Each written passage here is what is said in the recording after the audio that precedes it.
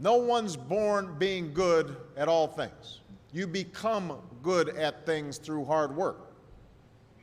You're not a varsity athlete the first time you play a new sport. You don't hit every note the first time you sing a song. You've got to practice.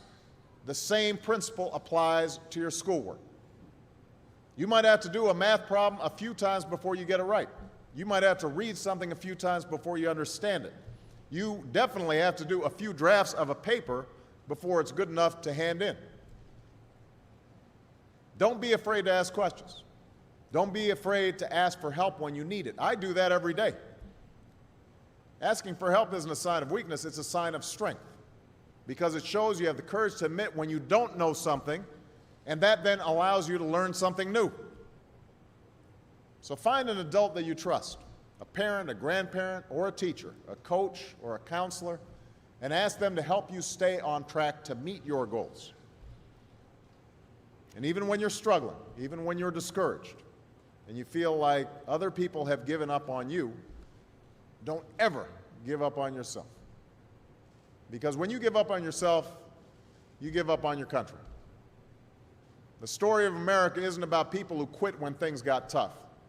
It's about people who kept going, who tried harder, who loved their country too much to do anything less than their best. It's the story of students who sat where you sit 250 years ago and went on to wage a revolution, and they founded this nation. Young people.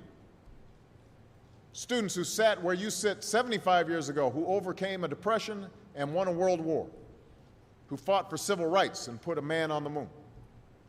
Students who sat where you sit 20 years ago, who founded Google and Twitter and Facebook and changed the way we communicate with each other.